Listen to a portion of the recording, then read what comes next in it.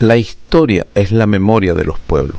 Por lo tanto, es vital estar informado de los diferentes puntos de vista de un mismo acontecimiento, siendo esto indispensable para la formación de una visión más clara de los hechos allí narrados. De allí que un pueblo sin memoria histórica es un pueblo sin futuro cierto. Si queremos comprender el presente, escudriñemos en el pasado. Felipe Torrealba. Muy buenas tardes a todos los que me siguen por las redes sociales. Ahora quiero comentar con ustedes un artículo que estoy viendo en los medios de comunicación.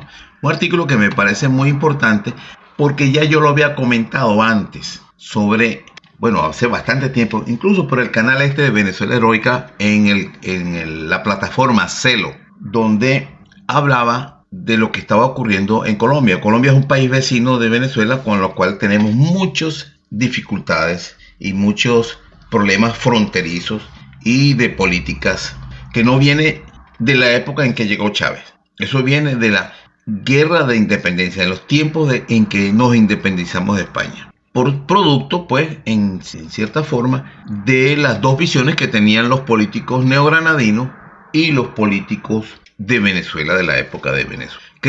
Yo lo voy a resumir en un hecho muy importante. Cuando Bolívar decreta la creación de la Gran Colombia, le digo Gran Colombia para diferenciarla de la Colombia actual, porque se llamaba la Colombia. Bolívar crea Colombia con la inclusión de Venezuela, la Nueva Granada y el Ecuador.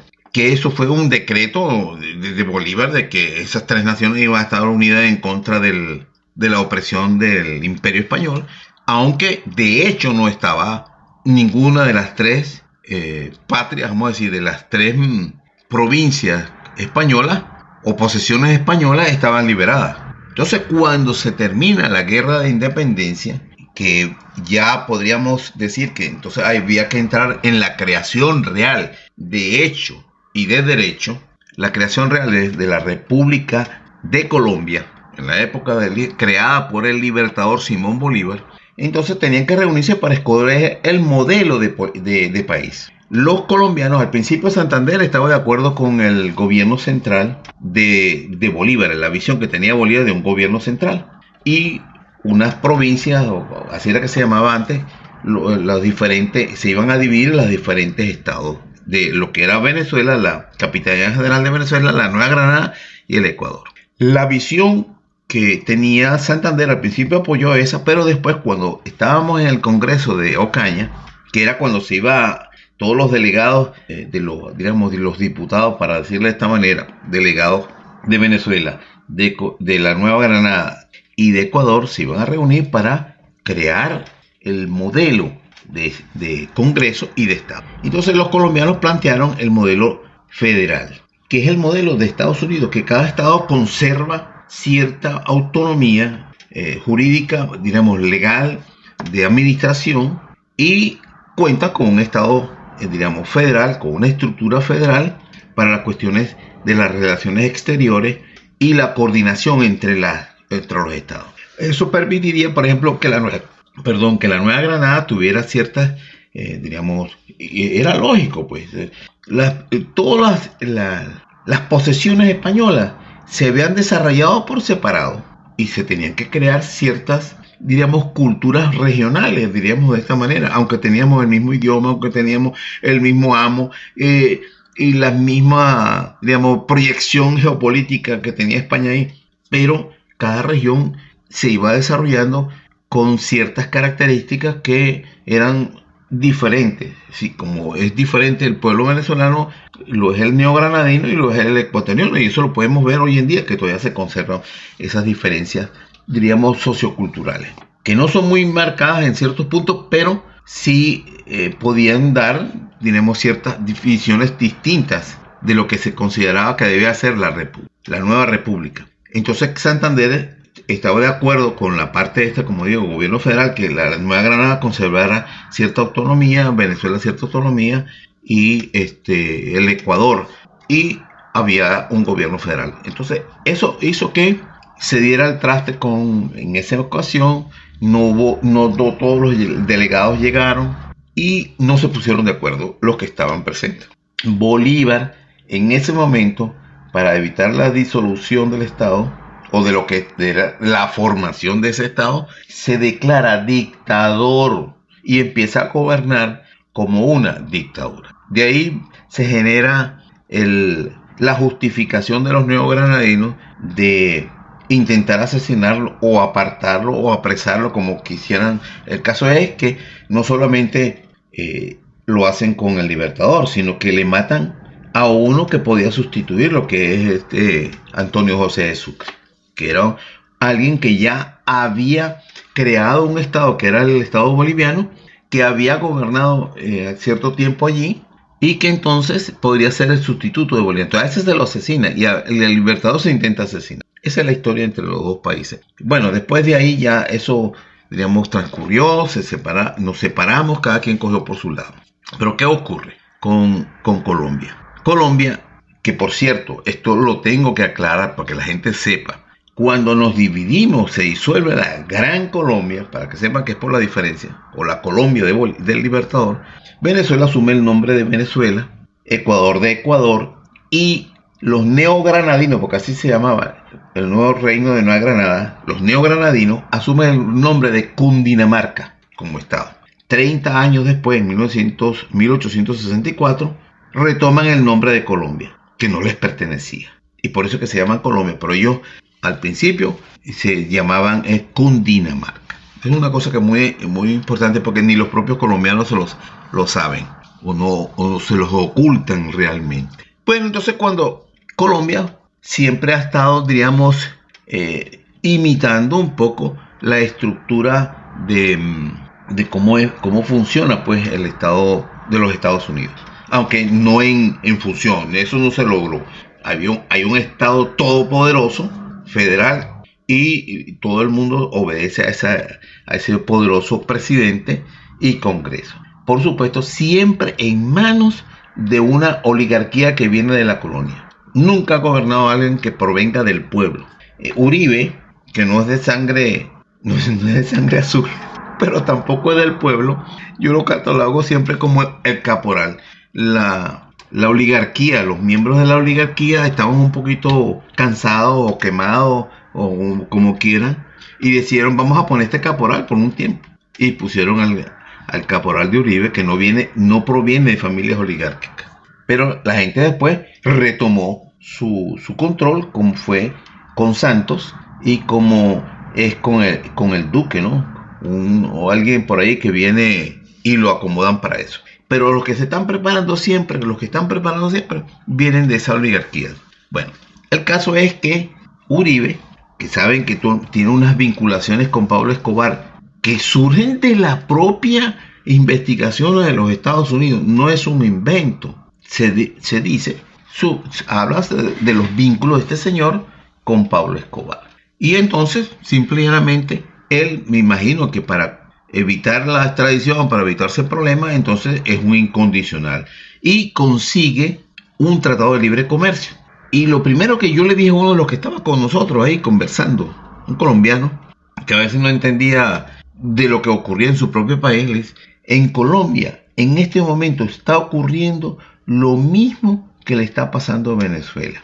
Colombia tiene un superávit, como lo tenía Venezuela, en las exportaciones, pero Venezuela exportaba petróleo en grandes cantidades y Colombia exporta la caca blanca. Eso es una realidad que ellos tratan de disfrazar, porque Colombia está teniendo cierta prosperidad, pero no hay que caerse a coba que eso, exportando café y exportando flores, no van a conseguir esa gran prosperidad, porque primero los precios del café están desprimidos y las flores, imagínense ustedes, serían toneladas y toneladas de flores que no las cultivan, porque todo el mundo sabe, dicho por los mismos organismos internacionales, que el cultivo que más rédito, que más ganancia da a los campesinos, a los procesadores y a los exportadores es la caca blanca. Entonces, es una estrategia.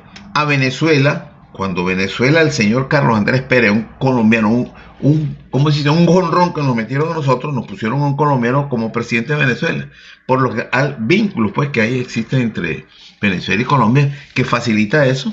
Lo primero que hizo fue nacionalizar el petróleo pero de una nacionalización más chimba que en aquella época nosotros nos dimos cuenta.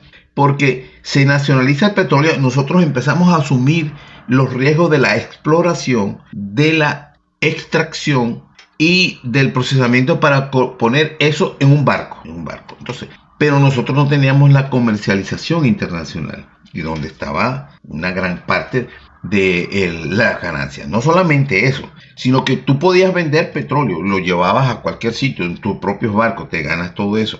Pero es que la ganancia está en la elaboración, en la transformación del producto.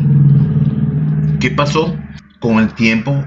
Después que pasó Carlos Andrés Pérez, Venezuela empezó a comprar refinerías en Alemania, en otras partes del mundo, pequeñas refinerías, y compró una refinería en los Estados Unidos. Entonces, ¿qué hacía? Vendía el petróleo a la empresa que tenía en Estados Unidos, allí procesaban el petróleo y tenía una red de distribución dicen que llegó hasta 36.000 estaciones de servicio. Entonces no solamente ganaba por vender el petróleo, sino ganaba por procesarlo y venderlo a los minoristas. Es decir, que un buen negocio que en todo el proceso. Estoy hablando de todo esto, descripción, para que vean de qué tenía Venezuela los grandes ingresos. Pero Carlos Andrés Pérez creó las bases para que toda esa ganancia que entraba a Venezuela se fuera por otra vía.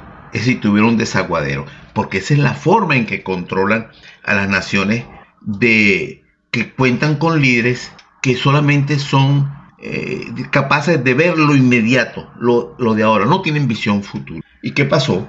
Entonces este hombre no solamente nacionaliza la industria petrolera venezolana, que ya de por sí, piénsenlo, todas las ganancias que iban a salir, porque el petróleo no se dejó de vender, los nacionaliza, acuerda una de indemnización, porque la nacionalización se hizo como 9 años antes de que expirara los contratos con las industrias petroleras, y le paga una indemnización a las compañías petroleras por rescindir el contrato antes de tiempo. Perfecto. Pero a Venezuela le estaban quedando las ganancias que se llevaban las compañías petroleras por la exportación de petróleo. Entonces entraba ese dinero extra. Además de eso, había ocurrido la guerra de los 6 días de los árabes contra el Estado de Israel. Y ellos impusieron un embargo petrolero, no le vendían petróleo a Occidente. Entonces Venezuela no solamente tenía que exportar más petróleo, sino que además subieron los precios. Entonces ya tenía otro ingreso extraordinario el primer año del gobierno de Carlos Andrés Pérez, aparte de la nacionalización. Entonces tenía el ingreso extraordinario porque las ganancias se quedaban, el ingreso extraordinario por el aumento de los precios del petróleo. Entonces, ¿qué hizo este infiltrado que nos infiltraron en Venezuela? Adquiere deuda externa a corto plazo, avalada por el Fondo Monetario Internacional. Una cosa insólita. Estás teniendo más ingresos. ¿Qué sentido tendría endeudarte si ibas a tener mucho dinero líquido, constante y sonante? Era simplemente que ese dinero entrara a Venezuela, que fuera una cantidad tan enorme, 35.000 millones de dólares, que se calculó en aquel tiempo, que era imposible pagarla. Porque Venezuela no recibía esa cantidad de dinero anualmente. Entonces pasaba a ser un pagador de intereses serial. Entonces eso fue lo que ocurrió en Venezuela. Que las ganancias que teníamos por el ingreso extraordinario del petróleo, llegó un momento en Venezuela, en el próximo gobierno de Luis Herrera, el de Lucinchi, el otro del mismo Carlos Andrés Pérez, que casi no nos alcanzaba el dinero para pagar los intereses de esa monumental deuda. ¿Por qué? Porque el dinero de esa deuda que entró a Venezuela, entre comillas, por decir, entró, porque no se sabe si entraría completamente por los altos grados de corrupción que existía, o por el plan por un lado, quitarle a Venezuela los ingresos extraordinarios que les estaba arrancando a las compañías petroleras y a los altos precios. Entonces, ¿qué sucedió? Entró una gran cantidad y este hombre comenzó a despilfarrarlo. Carlos Andrés Pérez estoy hablando.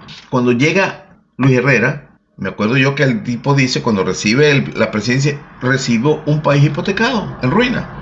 Y todo el mundo achaca a Luis Herrera, bueno, solamente la gente que no entiende de política, que él fue el que puso a fluctuar el dólar. En Venezuela teníamos más de 70 años con el dólar a un precio fijo, porque la economía era estable. Bueno, con esta deuda que nos contrajimos, lo obligarían las directrices del Fondo Monetario Internacional, y empieza una restricción y desmantelamiento del Estado, porque eso es lo que hacen siempre. Cuando Venezuela no tenía necesidad de pasar por eso, teniendo ingresos extraordinarios, que, como digo, lo que hicieron fue despilfarrarlo. Carlos Andrés Pérez hizo esfumarse toda esa riqueza en 5 años. Bueno, Lucinchi también pasó por trabajo con eso, que era del partido de Carlos Andrés Pérez, y logró regresar a este señor. Y fue cuando tira el paquetazo ese, que llaman, que apenas llegó, aumentó todos los precios. Los comerciantes le dijeron, no, lo que tú me estás aumentando no es suficiente. Y ellos aumentaron por encima de lo que había autorizado el gobierno, de una forma desafiante.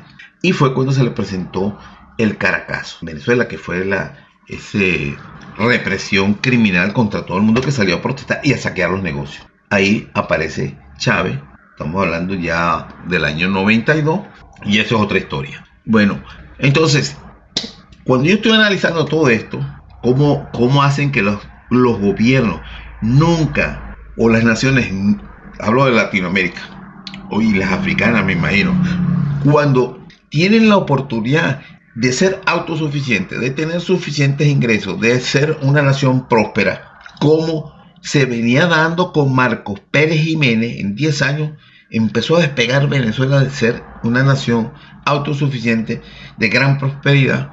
Le meten la democracia, que comienza, a deteriorarse el país, y aparte de eso aparecen los comunistas armando lío, innecesariamente, porque simplemente como no los incluyeron en el gobierno, entonces, y acababa de ganar Fidel Castro en Cuba, entonces empieza ellos con una subversión armada a crear, a desestabilizar el país. Algo muy parecido a lo que hicieron a Chávez con las guarimbas. Bueno, a Chávez un poquito, pero más a Maduro, con las guarimbas, que es subversión para desestabilizar el país.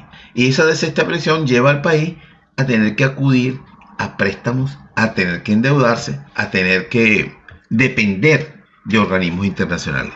Pero tienen una arista mucho más complicada en este aspecto. Bueno, el caso es que, para terminar con la parte de la época antes de llegar Chávez, Venezuela, toda esa riqueza que entraba por nosotros producir y vender el petróleo, teníamos ya las refinerías internacionales que nos daban más ingresos. Todo ese dinero se fumaba, desaparecía. No había prosperidad en Venezuela, cada día más arruinado.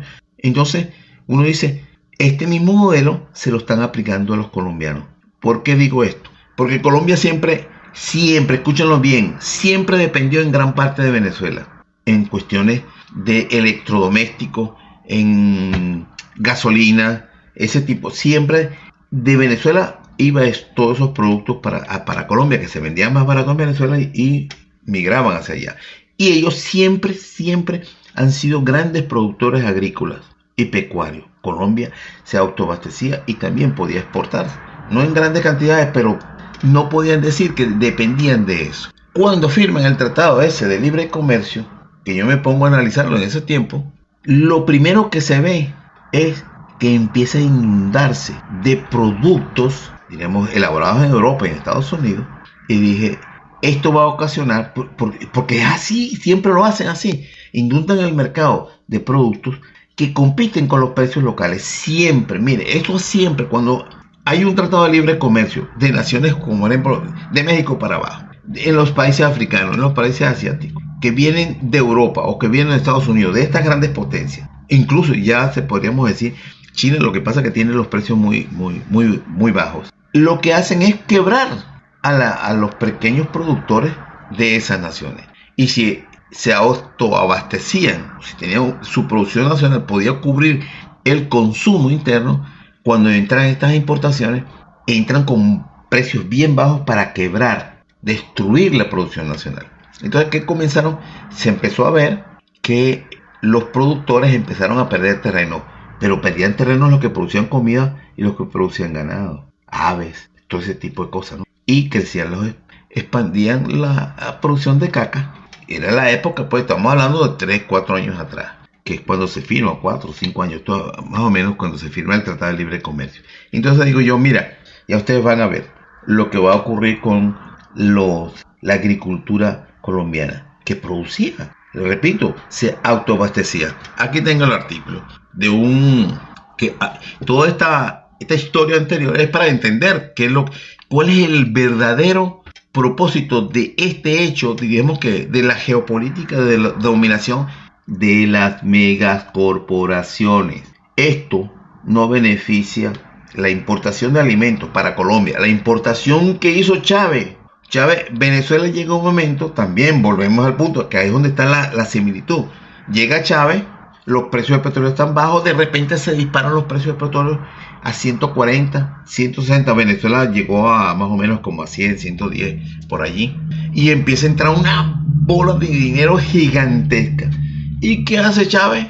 ¿Qué hace Maduro? Empiezan a importar de todos los países lo que consumimos. Se destruye la producción. Lo que hacen las megacorporaciones, normal, sí, como estrategia, para tomar el control de los países económicamente hablando, con el apoyo de su gobierno, por supuesto, para impulsarlo, lo hizo el gobierno de Hugo Rafael Chávez Frías y de Maduro. Destruir la producción nacional. Porque estaba en manos de los oligarcas venezolanos. Esa es la visión obtusa, totalmente, digamos, de falta de visión geopolítica de esta supuesta revolución. Y se despilfarraron todo el dinero que había ingresado en Venezuela, regalando, promocionando el marxismo, el leninismo, porque ellos dicen, el modelo de la revolución venezolana dicho por los líderes, Maduro, Diosdado y el propio Chávez, es el modelo a seguir de Cuba, dicho por ellos, no lo estoy inventando yo. Entonces simplemente despilfarraron el dinero promocionando el marxismo a la cubana, que ellos decían socialismo, ahí lo escudan de eso, y bolivariano, y de Bolívar, pero lo que estaban era promocionando eso. Bueno, ¿qué sucedió?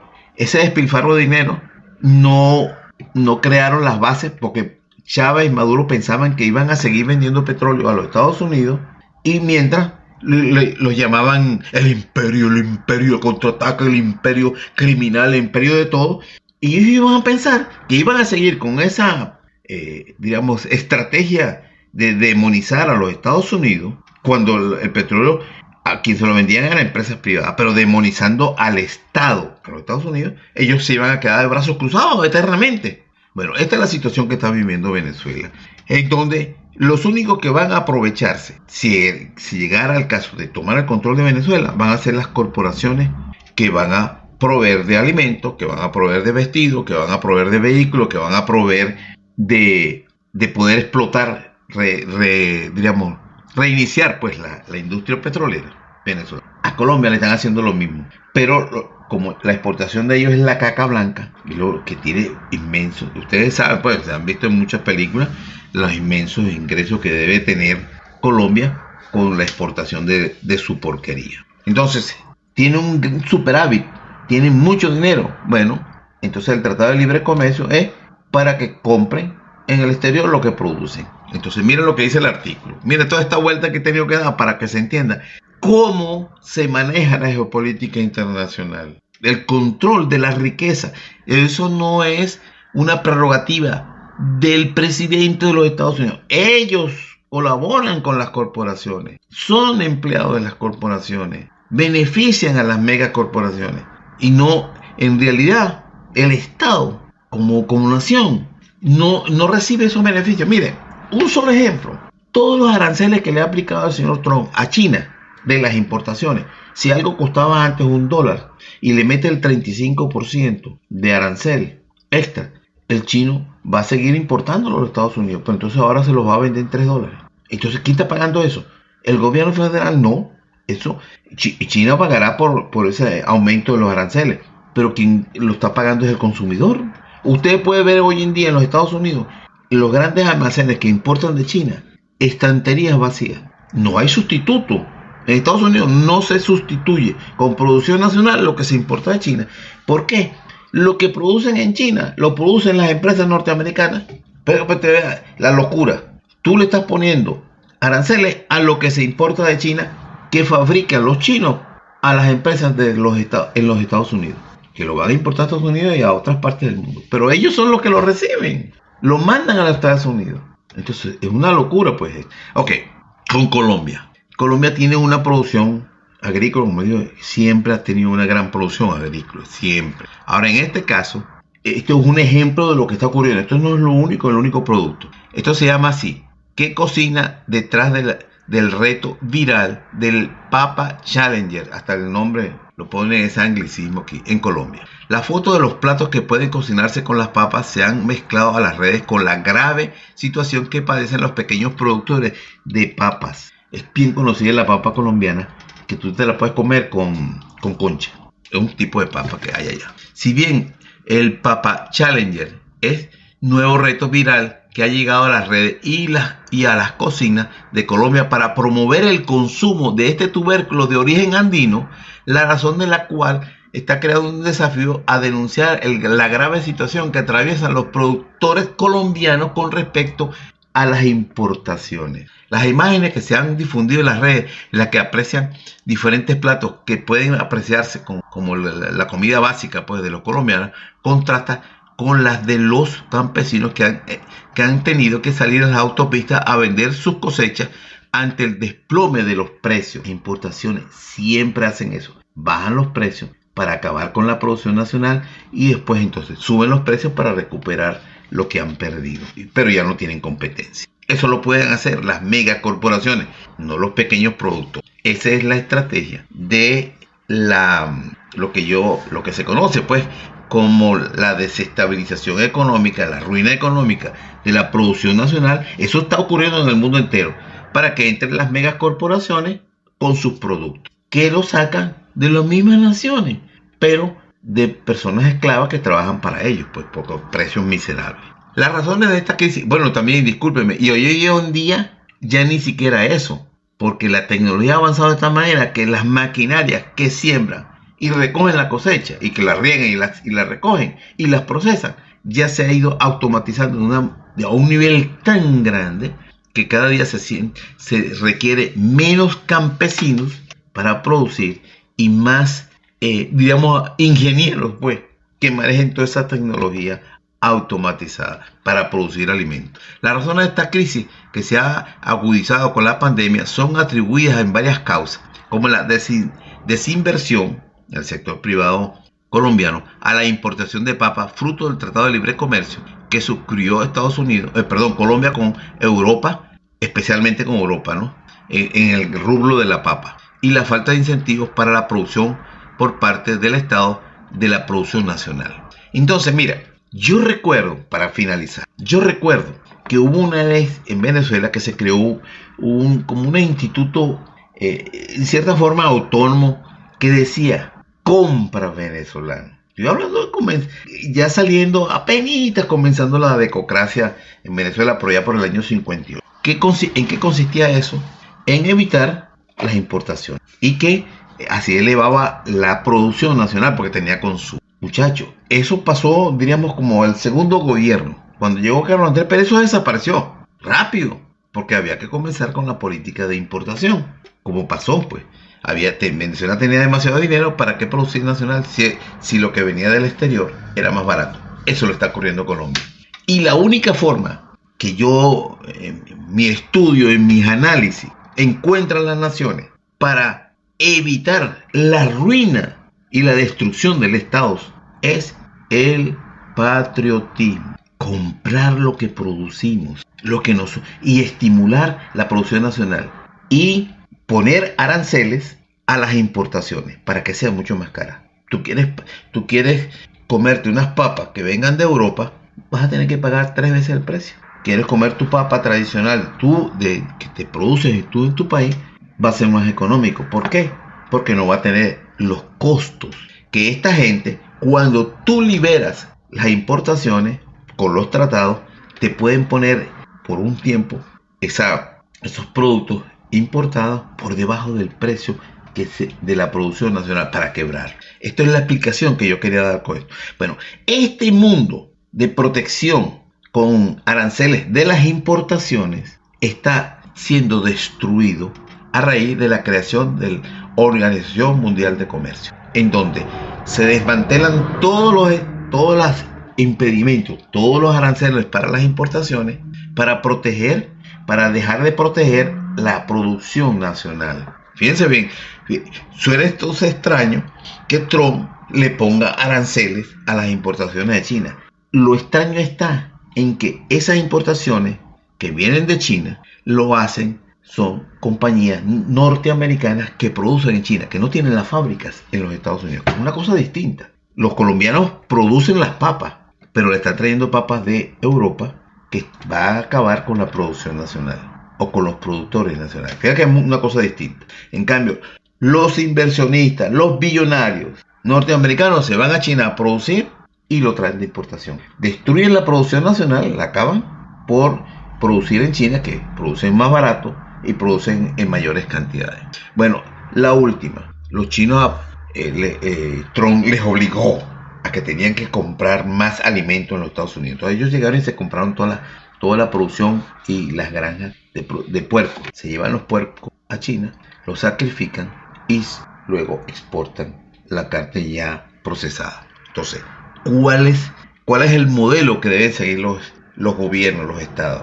Defender la producción nacional, estimular la producción nacional. ¿Para qué? Para no ser dependientes. Ahí está Venezuela. Como no vende petróleo, no puede importar. Porque siguió el viejito de las importaciones. Sin que se lo pidieran. Esa es la estrategia. Una estrategia loca, ¿verdad? Aquí está el ejemplo. Eso se lo están haciendo a Colombia con un libre tratado. Venezuela lo hizo sin tratado, sin libre tratado. De que los obligue a hacerlo, no, lo hicieron a voluntad. Bueno, esto es el panorama que yo quiero presentar de lo desquiciado y desinformado que están en objetivo los líderes mundiales.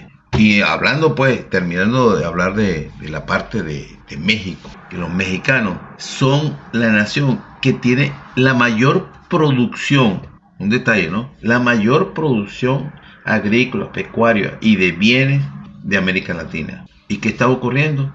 Poco a poco, con el Tratado de Libre Comercio, la industria nacional prácticamente ya no produce lo suficiente para el consumo interno. Ya entraron en México y ya lo que se ven son los productos importados, y no solamente eso, sino que desplazaron los almacenes, las tiendas, las compañías, todo. Prácticamente lo único que falta es que decidan anexar a México y a Canadá, que hay un proyecto que se llama AMERO. Con esto termino. Búsquenlo, AMERO. Búsquenlo para que usted vea que hay un proyecto viejo que quizás algún momento lo implemente. Porque existe un tratado de libre comercio, ¿no?, entre esas tres naciones, ¿verdad? Búsquenlo. Bueno, así trabajan las megas corporaciones en su beneficio, no en beneficio de los pueblos, de las naciones. Que pasen buenas tardes. Hasta otra ocasión que comentaré un tema como el que les he puesto ahora.